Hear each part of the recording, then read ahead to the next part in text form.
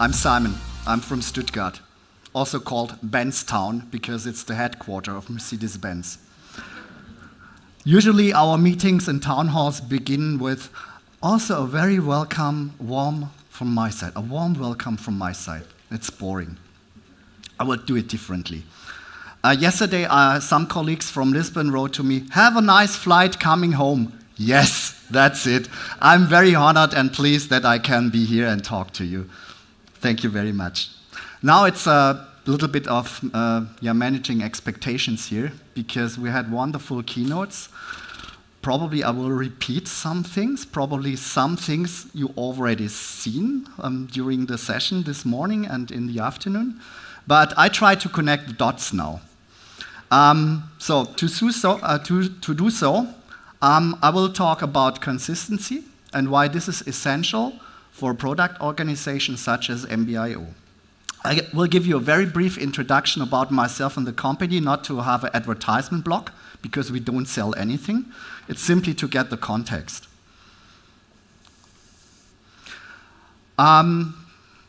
Mercedes-Benz is a company with more than 300,000 employees all over the world.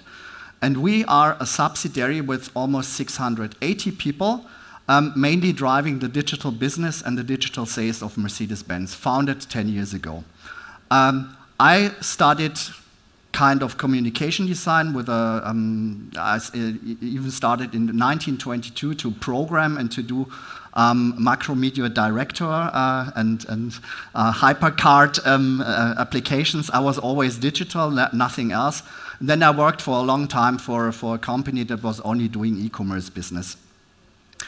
Therefore, at the moment, I came also from organization development. I did it for a couple of years for Mercedes-Benz I/O.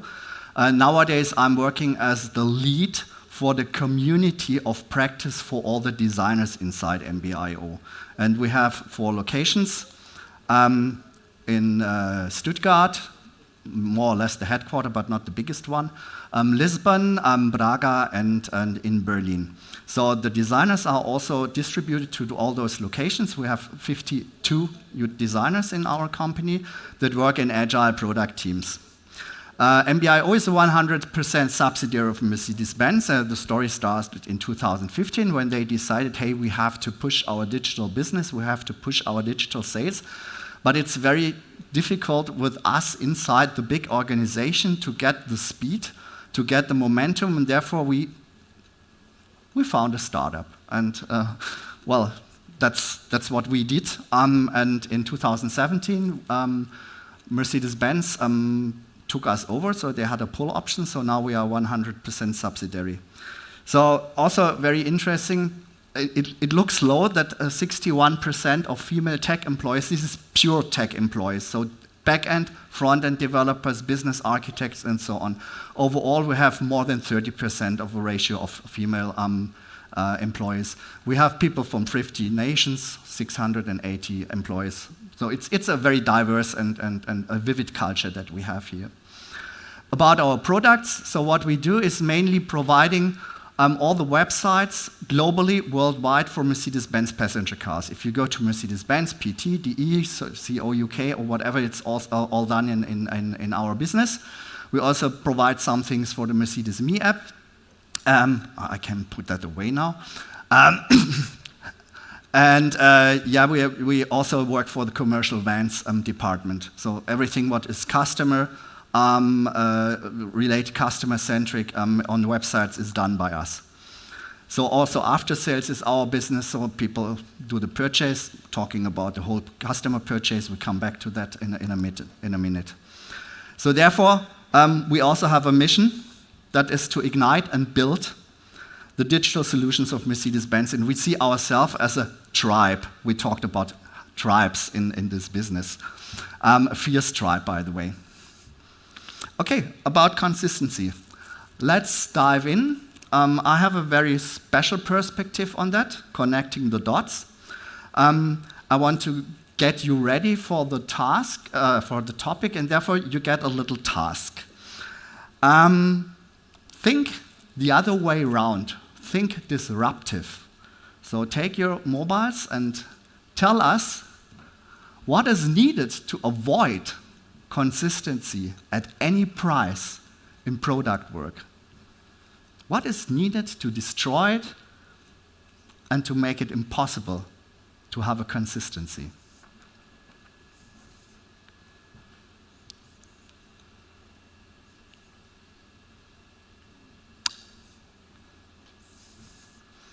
Oh, silos work alone, I love it. Isolation, know the norms, no communication. Equipage genau comunica. Detached disruption. Hysterical boss, yeah, great. No processes, change brand. Okay, thank you very much. I think we will touch some of that issues in the next minutes with the slides. And let's move on. Making consistency a bold topic that helps us to create the best customer experience is just one approach, but it's a very good one because it's a holistic one. I do agree that there are also other ideas, but for me and for the story that I tell you today, it's the best approach that I can have at the moment. So, is it about the glue that puts all together? Is it about being conform, uniform, all going into the same direction? Is it about speaking the same language? Is it about visual consistency? That's interesting because that are the front views of Mercedes-Benz cars over the last 80 years. There is some kind of consistency in it, but consistency is more than this. It's about usability in the car. This is an old Mercedes-Benz. Who has ever driven a Mercedes-Benz and wanted to use the handbrake? It's not there. It's always there. And nowadays, it's there with a little switch. But it never was on this, there where people are used to. So it's also about consistency. Okay, maybe it's just a path we go together with a direction, with stable pillars where we can go on, we are protected, we are in a group, and so on. Checking consistency in what we do can help us to point out almost all pain points we have in our work. Let's have a look on this. I put some theses here. Consistency is way more than using a design system. It is a holistic one, and it affects all parts of the organization. We will see why. The more simple it is, the more easy it is to maintain consistency. Consistency improves accessibility. Content has a great impact on consistency. Large organizations, I'm in a large organization, add complexity to consistency. The maturity of an organization, so we come back to a slide that we already saw, in regards of UX is an indicator for consistency. You need hierarchy, rules, and governance to drive consistency, and there are low-hanging fruits to start. It starts with me. It's a little bit small here, I must say. Consistency is more than using a design system. Okay, consistency. We have 1 million requirements every day. We have non-UX people doing UX. I think a lot of you are used to this, stakeholders. I know how to do this. Last night I had an idea, I did a wireframe, I did a PowerPoint. I want to have the button, the red button here. You cannot do that. I'm the manager, I can say that, yeah? It's about normalization of documentations. It's about missing documentations. It's about competing systems in your environment and about different processes you have. It's also about the maturity and enablement of people. Some have bad days. Large-scale organizations have also their impact on it. Let's have a look on the more simple topic, why more simple is the more easy way to maintain consistency. It's not the best practice that I show to you. It's just showing what we do sometimes and why we have consistency and sometimes we don't have. This is a so-called offer teaser. Usually we would say this offer teaser should always look the same across the whole touch points. It does not. So we have different views on that offer teaser. Sometimes the headline is bigger, the headline is smaller, sometimes we have some text here and so on, because it's done by different teams and different departments. So we have to get rid of this. It's also, if I have very complex components, as we saw with the offer teaser, if I have simple components, it's way more easy to maintain the consistency. Also pays in on accessibility, by the way. But even here, we have still inconsistency. But it's way more easy to get consistent here. It's about interaction patterns. So if you have always the same interaction patterns across your whole user journey, it makes it more easy to become accessible because people do not have to learn again. It's about, I saw we had the UK posters about accessibility. I love them. That's great, and it's about anxiety and things like that that also count in here. But here you see, sometimes we have a button back, then we have a controller, then we have another controller. This is not consistent. We have to make it consistent. It's also about wording. If you look across the websites, you will see that sometimes it's called configure your vehicle, then build your own, or we have create your own car or build your car. Why not using only one word, build your car? That would be consistent. How can we achieve that? What we started to do and already do, not perfect in every niche of our product organization, but very successful, is we have created content guidelines.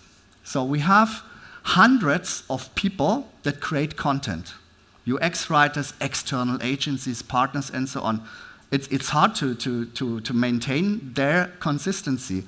So therefore, we started to create guidelines for all the templates for the content people. And I won't show you that now in detail, but it's really written how to place the components, how is the writing, what is the purpose of the components, what is the go and the no-go. We have restrictions in regard of character numbers and so on and so on. So we get a lot of consistency by that because we are restrictive. Large organizations add complexity to processes. You have a department. You have more departments. We have a lot of departments. Then you have areas. You have units maybe. And in the units you have teams. Oh God, my God. And you can duplicate that. It's an eternal chain of teams. What happens then? You have requirements. You have a lot of requirements. Here's the big boss. Top management has a requirement. I want that red button here. How does it go? It's this team. This team is doing the button. I don't care what others do. I just say you do it. Then you have, in the middle layers, you have also management that collects requirements. You have business owners. You have a lot of people that collect requirements. And at the end, these requirements always end in a team, in a dev team. Now you have to take care that these requirements are funneled and aligned. And this is really, really a big thing in such an organization. And then you have all the people doing UX. Usually, you have them on a team level. Sometimes you have a design system, maybe with some UX people. Oh my God, we have more than one design system. Shit. Why? Well, legacy. People can do it. In fact, it works because there's a global brand design system that defines mainly the colors, the tonality, the claim and the word mark and so on. Then we have derived design systems that serve different purposes. And we have one design system that specially serves for the web channel and for the apps. This is, by the way, based on Figma and Figma components. We had already a talk about that, so we have also a hierarchy in that component libraries with Figma. And then I forgot, as I said, a lot of non-UX people doing UX, our beloved stakeholders, and anywhere around us. Yeah? The problem is not that they do it, the problem is that they are not enabled to do it. So they bring a lot of inconsistency into the organization because it's about wordings. They say, what did I do? I did a design, I did a layout, I did a concept, and so on. And then they make a PowerPoint. I love that PowerPoint slides. When someone comes on the morning and says, I had an idea. And then you say, it's not the viewport, it's everything is different. It does not work. And then they I want. You have, all the people want to have something immediately in this second. So how do we tackle that? We tackle that especially with a central requirements engineering. All the requirements that come in our company, so I'm not talking about Mercedes-Benz at all, I'm talking about the digital channels. Everything that comes in is centrally funneled and put into epics and stories. And then we have a cascade that goes down to the different areas. So the epics become capabilities, become features. There is a framework behind, it's called SAFe. Scaled Agile Frameworks. It's a methodology of Scrums, and also has a lot of ceremonies where the teams come together every 2 months and align about the requirements and so on. It works quite good. We do it since 2 years, and it gave us a lot of transparency and also helped us to avoid redundancies. So and the next step, what we did, and that was really, really important, and this is something that Anja had showed kind of already today, we put the UX people on different levels. We do not have only UX people here on a team level. We have UX people on department levels. We have UX people on higher levels. These are maybe information architects, UX strategists. So with the buy-in of the management, that's very important. You need the buy-in of the management. You need time. You need to be patient. It's incredible. I came from an agency. When they came to me and said, hey, we want to have something 2 weeks, I said, okay, I need 3 weeks. No, you have 1 week. That was my past. Here, they say we want to have something 1 month, 2 months. It just takes a long time. This is a large company. Yeah? You have a lot of processes, alignments. It's okay because at the end it's sustainable. But the crucial point was that we also have installed a global customer journey team on a high level that interacts with the business architects and the management on a portfolio level and on the business owners. So if they get requirements such as one requirement we have is integrating accessibility to all channels. Then it will be first processed here on that high level together with UX people, what is needed together with tech people, and then we cascade it down to the departments and teams. And with that, we get a lot of consistency. Yeah, again, I won't show where we are. Anja said we are here. We're anywhere there. It depends a little bit where you look on. What we did, in fact, is we are between, let's say, emergent and structured, because we started to create a lot of consistency across all the value streams in the journey. We are partly systematic, yes, but we are not universal yet. So we are on the way, and this is our North Star. This is our Solaris, our Pole Star, where we want to go to. And yeah, to become a little bit more concrete, it sounds not really cool, and often designers think they lose their ownership or autonomy. But if you have such big organizations, such complex systems, you have to focus. You have really to drill down, and therefore we have very clear accountabilities and tasks for the designers in the teams, and we have different tasks for the UI designers or interaction designers or information architects on other levels. We say that you also need to have this mindset of thinking globally. It's like that what you said also this morning. Yeah? If I enter the room and say, today I want to create something really, really cool, and I do it, it will become difficult. You have always to align with the team, the requirements, and so on. But that means that we have very focused accountabilities. We also work with the role model, so we have a role model for all the designers and all the roles in our company. And this is the base for the setup in large teams. So looking a little bit more on it, I'm really fast, that's good. I'm gaining time. We have that centralized requirements management that comes from the portfolio level into an area level, on a product level, and finally on a team level. You can really see that there's an abstract story on the top, accessibility, and then what does it mean for the area level? What do we need to adapt all on the area level, so the roles and the teams are addressed there? And what does it mean at the end for the team level? Maybe on the team level it means you are only allowed to use the components and elements from our design system, by the way, completely checked against accessibility, so everything what we do is accessible. I'm not talking about content yet. We are actually doing the semantic HTML integration and things like that, because we are really victims of the European Accessibility Act as a brand. We need to be conform next year, otherwise we have to pay a lot of fines. So we started 5 years ago with that topic. For the design process, it's very important that we have that global user journey. We do it with Avian. Maybe some people know Avian maps. We do story mapping and product mapping on that high level. That's what the information architects do. And then we start with the first type of wireframing that is based on the user stories and user tasks. Bring it down, drill it down to the teams. And the teams mainly are responsible for the UI and do the prototyping and do the user acceptance tests. Yes, user research is also here on the user journey and on the high level.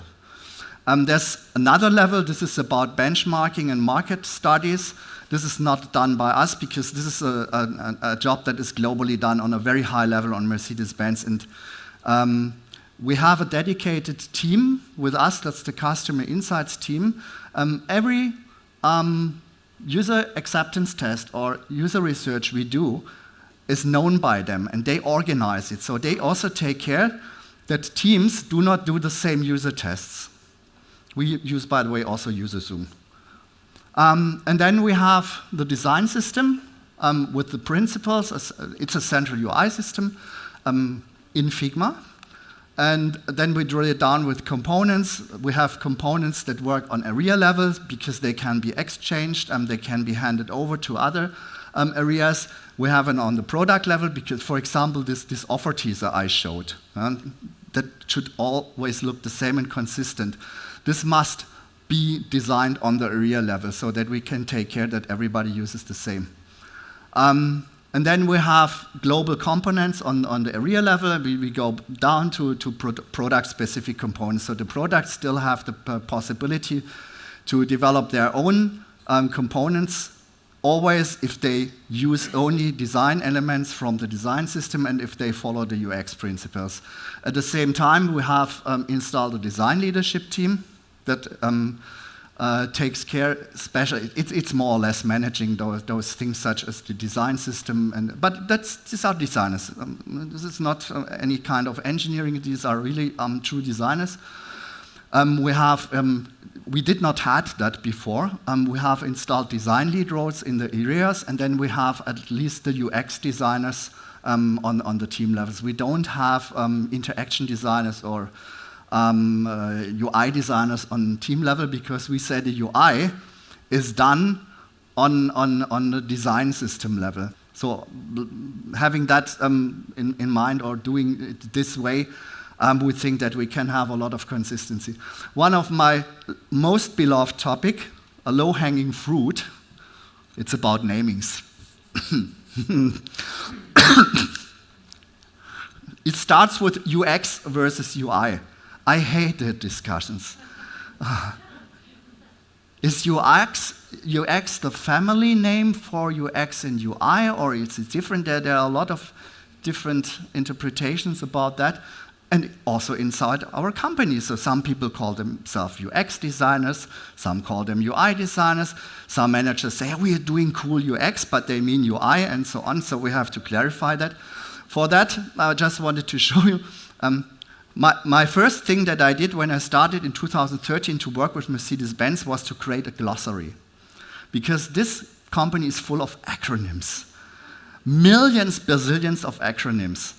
And it's really powerful if you have that glossary, also for the management. Because, for example, just to show this, DMS, we have it 3 times. And managers always talk in acronyms. We have to update the DMS, we have to do this and that and that. Are we talking about the same? I remember really projects where we talked about acronyms, people started to work, and after a couple of weeks they learned that they had completely different projects. I know that Elon Musk is not the best person to mention today, but he also mentioned that acronyms are really good to destroy and confuse a company. It's also about those specific namings from Mercedes-Benz, MBUX, EQ. Oh my God, Distronic, do people outside the Mercedes-Benz world understand? This is also a little bit about accessibility. No, you have to explain that. But everybody uses it. So if you talk with people from Mercedes-Benz, you will hardly understand the word. What they do is, they write the same texts on their websites. Therefore, we have the content guidelines now and the content people. What is about tokens? What is about pages, templates? The big discussion we have at the moment, pages versus templates.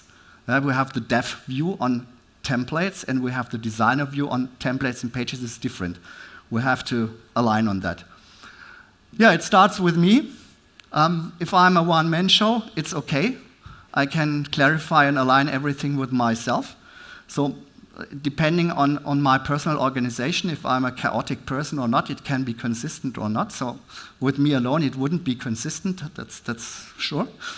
But am I someone who can set principles and can share those principles? Am I someone who can act as a role model? Then I can also create this consistency for a group. So it's depending on my technical skills, my level of self-organization, and so on. It's cool. Wrap up. So, anything that can be consistent, and I hope that we can make a little bit connecting the dots, that you also did understand that is not only a visual thing for us, but it affects all parts of the organization, and you can only have a full consistency if you work on all these elements in an organization, and on yourself, of course. So, that's it. If you have any questions, feel free to Slido.